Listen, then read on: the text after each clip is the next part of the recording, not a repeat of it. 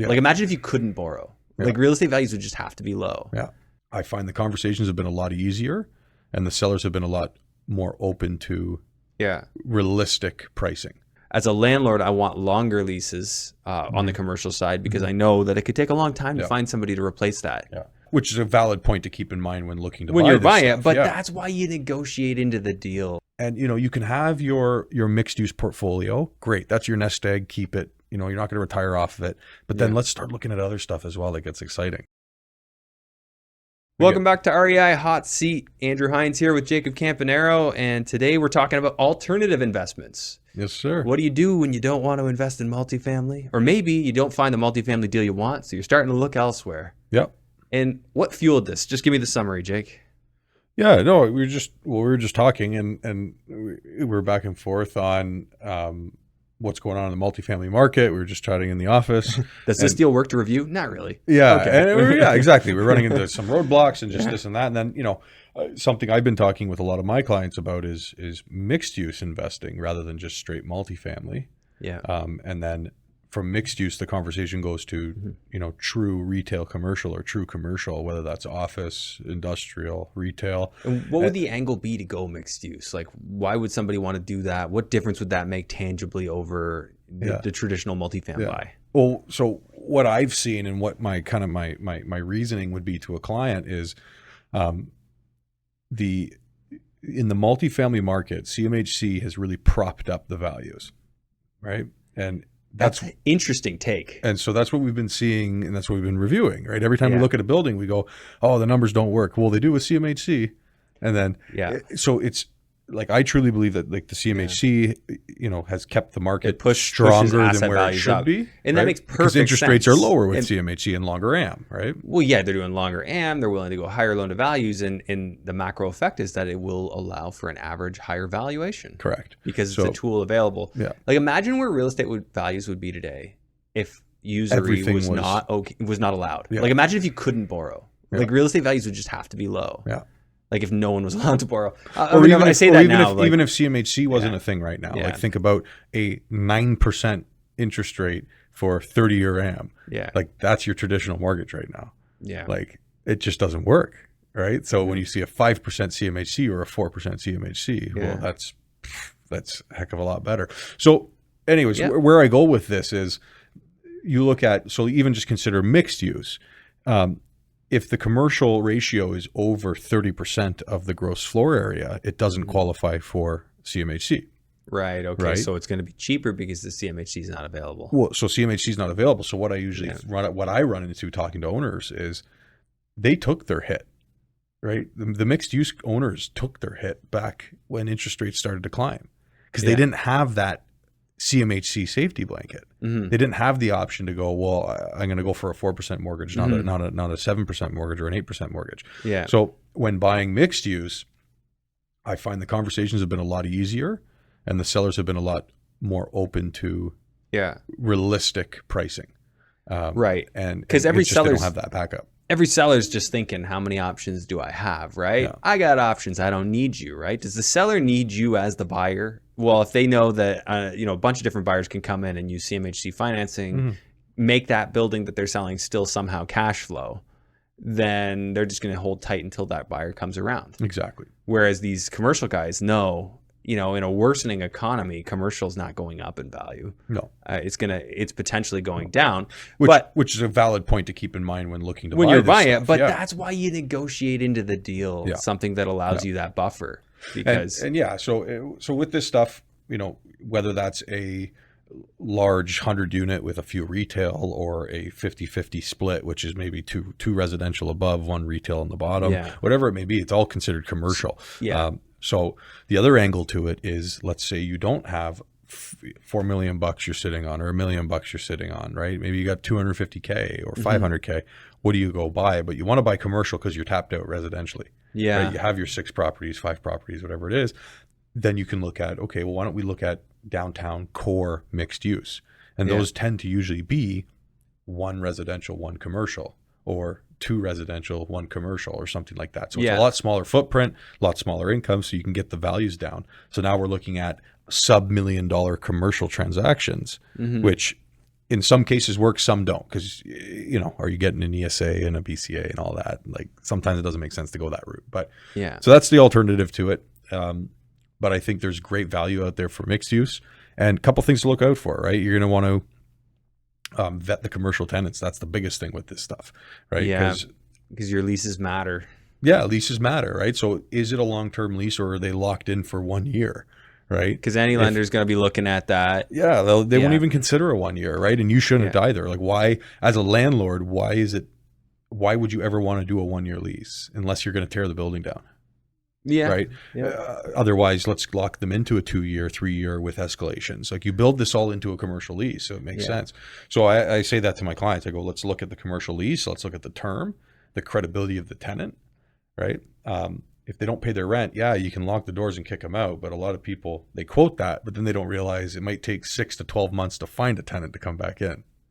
Yeah. Right. So it's not just overnight. It's not like residential with leasing, right? It's not 30 days. It could be, but the average is up to 6 months. I was just talking to there's a golf simulator place around the corner, which I make it my business to know about that from here. So anyways, I was in there. I was talking to one of the owners, and they said they signed a 10-year lease for this place. There were $1 million. You're leasing the place, and there are $1 million or so in leasehold improvements. Yeah. To get but all there's the thing, set they up. have to recoup that. Right. They got to recoup that. They're gonna sit there and go, let's do our math. Yeah. We need 10 years. Yeah, the tenant's gonna insist. Yeah. Hey, you can't kick us out any before that, or we're never getting this money back. Yeah. I mean, they could salvage some. I of ran it. into this with a guy the other day. He called me just for some advice, another realtor, and he said, "Hey, I'm just signing a lease. My guys have to put $300,000 into leasehold improvements. They want to do a 2 year lease, right?" And I said, I would strongly advise that they look at taking a longer lease. Yeah, because with their business model, 2 years is not going to recoup their cost. Yeah. Right. And for a startup business, your first 2 years are the toughest years anyways. Right. So don't we know it? Like, why would you? So I always like long-term leases, 5 years minimum. Worst case scenario, I'll look at a 3 year, but anything under that, like I don't want to mess with it. Yeah. We're not doing month to month. There's a lot of scenarios. The context needs to make sense. Like, say for instance, you're buying a unit where somebody has another location in town. They're already profitable and they're looking to expand, and your unit's perfect for them. That might be a scenario where you could look at doing less because they're already established. But I agree with you. Generally speaking, as a landlord, I want longer leases on the commercial side because I know that it could take a long time to find somebody to replace that. Yeah, and it's funny. So there's a statistic. The second location for a business, more I think it's most, or like, I don't know the exact number, but it ends up not being profitable. No, it kills the whole company. Kills the whole company. There's a lot of case studies where you look at it and there's a company very, very profitable. They go, we're going to open up a second location. They go to open the second location, and it actually kills the whole company because they can't support their lease, they can't support their bills, and what worked at the one location might not necessarily work at two. So what I like to see is a third or a fourth, right? I'll be the 10th. Then I'll take it all day long. Let's go. Yeah. So that's something with mixed use to take into account. But mixed use ownership or commercial ownership it's great. Your loan to value is going to be slightly less, which you do have to keep in mind. Yeah, 65% instead of 75 you get with mixed use. You can get 75. You can, but your debt service is usually, for commercial, they like to see a 1 to a 1.3. Okay, so if people are using my spreadsheet, you can calculate that. You can run through the numbers. It's on my website, andrew-hines.com. Run through those, run some scenarios. But we're talking about even stuff you might find if you're driving through a small town. Those old red brick buildings that are all zero lot line. Buildings are pushed right up against each other, and you might find one with 2 residential units on top, commercial on the bottom. That's the type of thing we're talking. In those, you might be able to get some killer deals on that kind of thing now. Some fantastic deals. Yeah. And how about you think outside the box and then go, well, what if we converted the commercial into res? Yeah, so there you go. I know people who've done that because especially in those smaller towns, like, you might not need the whole main floor to be commercial. You might only need the front portion of it. And a lot of times these towns are going to insist you must keep your storefront. Correct. But that doesn't stop you from making the back half of the building residential. That was where I was going to go with it, right? Which is, okay, so you keep out of a 2,000 square foot commercial space, you do maybe another unit or 2 units, and then you do a 500 square foot or 250 square foot little retail thing that you can get a shawarma shop in, or shawarma shop, or even like it's really common these days, like a realtor office, mortgage broker office, insurance broker office, like just like a little, like they just need a workspace. And the sweet spot right now in retailer office leasing is roughly around that 1,500 square feet. Yeah. Like that's where people want to lease. It's a size that's big enough to bring in like a hot desk model where your employees that work from home can come in, plug in, they got their desk, right? They might be here 1 day a week, 2 days a week, and then another employee comes in. So it's a really good size. And it's still presentable to bring clients into or bring customers into. So that's where we found a lot of leasing is taking place right now, around 15. Jake's describing our office space right now. And podcast studio. Well, no, it's just here's off tangent, but here's another example. We had a 3,000 square foot office space that we have available right now. Yeah. And no action. Right. Yeah. And we're not doing a price reduction because we're at the market rent. Like we go any lower now, we're below market, and we're already low compared to last year. So we were just sitting in the office, and I said, I said to Shannon, my assistant, I said, why don't we relist it and just cut it in half? Right. And call it 1,500. We can easily throw a wall down the middle, right? Yeah, demise it. Separate it into two. And we put in the listing, like we said, 3,000, divisible, demisable. Like it was clearly evident that you could. But it's all about positioning. It's all about positioning. So then we relisted it as 2 15s and a 3,000. You wouldn't believe I've had just constant showings there. And this is the thing, like, oh man, huge learning point here is like things might seem grim at a macro level or all one way at one level, but you could literally be the outlier of a market by positioning yourself differently. And that's an example of that. We talked about this with our camp about what we would do in a recession, and we would position ourselves as an extremely affordable and memorable experience. So if you're not going to go travel overseas, and I was just watching one of our highlights where we were talking about this, hey, you can travel local this summer, save money and have the time of your life, something like that. So let's talk about another, just to keep things moving, because I know we're running. Sure. We've spent a lot of time on mixed use, but I do want to talk more about mixed use in the future. I think we should do a full episode. Yeah, for sure. We'll dig into that more deeply. Maybe we'll look at some actual specific case studies. Yeah, and I think everything we talk about today, maybe we can do an episode on, right? So, sure. What's another one, Andrew? Give me one. Yeah, I mean, okay, so I've been looking at a lot of small municipalities right now, trying to find the smallest ones. The problem I've been running into is sometimes the really small municipalities, they just tag on to the county. And then it becomes a big municipality. So the reason I'm doing this is I'm looking for land that doesn't require site plan control, so that I can set up a storage facility easily. And site plan control is where they're going to, make you give them a proposal, and then they're going to tell you, go get all these studies, do this, this, and this, spend the next year, spend, $50,000 to $100,000 giving us the studies, and then we'll decide if we're going to, what we're going to allow you to do. I don't want that. I want something that I can set up quickly. And this was kind of inspired by somebody who came on my show on the podcast a couple of weeks back. So I've been looking at that kind of thing and just looking at what's possible where you have zoning that's really your friend. And we've talked about this with our camp. Our zoning is our friend. It allows us to expand without permits. So for me, I think storage is something people need, and I'm looking for land that I can grow on that land without going to get permits. I can just throw stuff down. Or worst case, I get a permit, but I don't need site plan approval. And there's some pretty crazy numbers that are possible pretty quickly. So I had James on my podcast, and he set up a facility. I think he said within 4 months they were cash flowing, and they got, bought it for $600 and turned it into something making $16,000 a month. Amazing. Like that's wild. So super high margin, right? Like there's no operating expenses. They don't even have power, water, none of that stuff. And I think that goes into a bigger umbrella. And it doesn't have to be always developing these things, but we can talk about and what would you call finding it? Like available, right? Because really that's a business with real estate is what you're looking at doing, right? So which can also go for laundromat. It can also go for parking lot, car wash. Parking lot's huge. Like think about that. Like if you don't necessarily need a permit, just read your bylaws. But like read them, and maybe you can actually rent out parking spaces. That's like in Toronto, a parking space goes for like what, $200,000-$300,000. Like for if you want to purchase it. So what's it worth? If you can pay a company to manage it. Like like in Hamilton, you're easy going to be $75 to $150 a month, depending on where you are for a parking spot.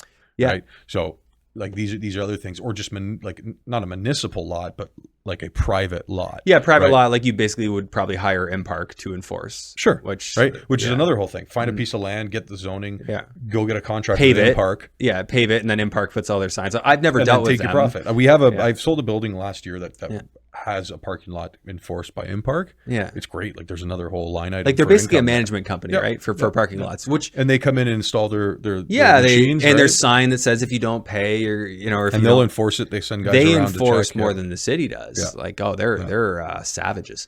so those are other ideas, right? Land with business. Yeah. And so storage facility, great one. All right, where you can still expand on the units there. You can you can technically burr a storage facility you can. if you wanted to, an existing one.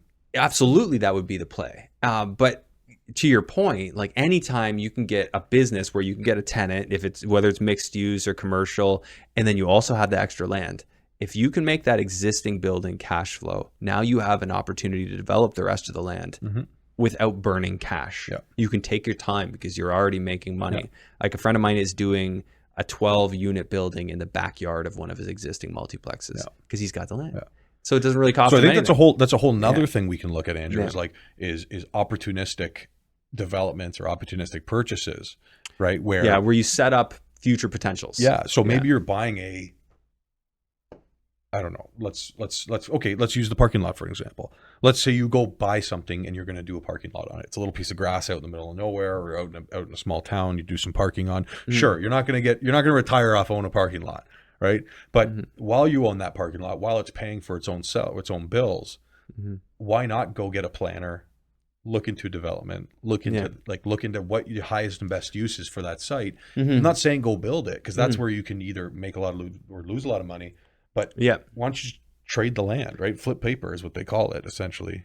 So in other words, get it approved, or you're saying get it approved, or just get an idea of what you can do, and then list it. Like you wouldn't believe how much value that adds, just to put a rendering and a site plan together. And then list it on the market, and somebody comes in. Oh, I never thought of that. Well, here's the thing. Happens all the time. Here's the thing I find is that anything that's obvious goes for market price. Yeah. It's the things that are not obvious is where you really make your angle. So that's when you go in with a value add proposition that other people aren't necessarily thinking of. It's not surface level, or it seems like it might be a lot of work to get there, but for some reason you have some skill set that allows you to do that. Yeah. But if you just go for the low hanging fruit, that's where you can still do deals. Yeah. But you're either going to come in with a big down payment, or and be having to sit and let the market slowly work. Or, you're not going to make this monstrous return. But the people who can go in, like, for instance, I used to deal with the heritage department in London when other people didn't want to. And it resulted in one of the most profitable deals I ever did up to that point. I think I mentioned this on a couple episodes ago, right? I sold a heritage building to some clients a year and a bit ago, 2 years ago now. And they just went in and replaced all their windows. They had 160 windows in their building. They replaced it, and the heritage department gave them half. Here you Give go. them half of money? The cost. Yeah. Oh, usually Heritage is telling you that you can't use this material. No, well, that's it. Right? Yeah, you have to replace like with like. So if it's wood, you got to replace with wood. Yeah. So they didn't change the wood facade, but they put new windows in from the inside of the building. So essentially, they kept the wood, put the new windows. Interesting. So there was an angle. Yeah. That's so cool, because if you just talked to the people in the Heritage department, you would have assumed, oh, I can't do it. Yeah. Then if you know somebody who knows somebody, or you're an expert, oh yeah, I've done this before. You can actually change it without touching the wood. I know, and it's like, that's the stuff that gets me really excited these days, like alternative investments, like creative. I've been thinking a lot about like parking lots. I think a lot about storage facilities, like just alternative. Car washes are great too. We've been into that a couple of times. Car washes are money makers. Yeah. And so like going against the flow, when everybody's going multifam, why don't we look at mixed use, or and like just be different. And you can have your mixed use portfolio. Great. That's your nest egg. Keep it. You're not going to retire off of it. But then let's start looking at other stuff as well that gets exciting, right? And for sure. And so that's why I wanted to talk about this today. Big takeaway there is going against the grain. Don't do what everybody else is doing all the time. Like, sometimes you can. Sometimes there's that brief time period where that all works. Cool. But sometimes, like, I look at how everybody's looking at the U.S. now, like, overwhelmingly, and it makes me think, whoa, Ontario must be an incredible opportunity because people are overlooking it. And I really do think that right now. And I think that that's only going to continue So that's why I've literally shifted some focus back to Ontario right now. I'm still doing stuff in Florida, but I just think like, heck, like if everybody's attention's there, let's start talking to sellers, because sellers are now more willing to talk. Yeah. You know, you can get into a conversation and say, hey, I'd like to give you full asking price. Here's how we can do that. Yeah. And you work through those creative financing strategies. You work through maybe, and I heard a guy do this, you negotiate a conditional sale for a year while you work through your planning approvals. Like there are things you can do with when sellers are willing and not getting offers thrown at them like crazy. Now you can do some business. Yeah. So that's my thought. Even Andrew, even like one more thing, and then we'll then we'll put a bow on this one. Yeah, you can look at, and this has to do with alternative real estate, but why don't you give equity to the seller in your project? Right. That's another one. So that's another thing that we're starting to see a lot of, right? Like, okay, VTB, maybe they don't, maybe the VTB doesn't work, or maybe you want to save paying the interest. Well, we're trying to put a deal together right now where we're going to give the owners like couple million bucks of equity essentially in the project. And they would be going out and raising that equity anyways in a GPLP. So just bring the seller in as one of your biggest LPs, right? And then go do it. And the seller's happy because they're like, great, my return is X. And the key thing is your positioning. When you're talking to that seller, are you asking the seller for something, or are you offering them something? Yeah. Mr. Seller, I'd like to offer you a solution. Yeah. I want to make you a bunch of money and take this building off your hands. Yeah. How's that sound? Yeah. Boom. Who wouldn't say yes to that? Let's hear it out. Yeah. Get their permission, sell them on the idea. You got it. Anyways. All right. Anything else before we wrap up? Any other? Oh man, we could go on, but I feel like we've already pretty gone long. on. Yeah. Okay. We'll save this for round 2. Yeah. So people who want to work with Jake, he's obviously a very creative, very intelligent multifamily and commercial realtor, investor focused. Thanks, Andrew. You can check out that link in the description of this video, and it will basically get you into a phone call with Jake just to kind of go over some goals and see if there's a fit to work together. So let's do it. Anyways, Jake, thanks for this as always. Thank you. And until next week.